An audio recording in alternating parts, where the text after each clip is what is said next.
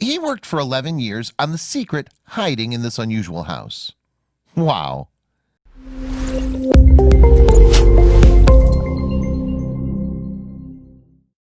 In 1979, 66-year-old Edouard T. Arsenal took up an interesting hobby. The lighthouse keeper began collecting glass bottles after he received a special postcard from his daughter featuring a glass castle. Arsenal was so inspired by what he saw, he wanted to recreate something similar. He began collecting bottles. Family friends, his local restaurant, and community dance hall provided him with what he needed to realize his wildly creative vision. Within a short time, Arsenal had collected over 25,000 bottles. After the tedious process of washing the bottles and removing labels was completed, Arsenal began construction of his first bottle house that eventually finished in 1980. He went on to build 2 more over the next 3 years.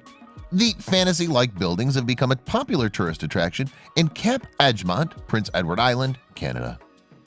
Arsenal spent a whole winter cleaning bottles and removing labels. The first house was so popular, the community encouraged him to keep on building. The inspiration came from a postcard he received from his daughter of a glass castle in British Columbia. Different shapes and colors of the bottles were used. Arsenal would cement between 300 and 400 bottles per row. He used approximately 85 bags of cement in 6 months. Arsenal also loved to garden. He planted most of the trees on the property as well as the flower beds. The third house he built is a chapel. Pews and an altar are part of the construction. The light reflected at sunset gives a beautiful display of colors. A hexagon-shaped tavern. 8,000 bottles were used for this building alone. When Arsenal found a special bottle, he'd keep it for display.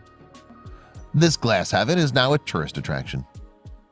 He built a replica of the bottle from the postcard he received.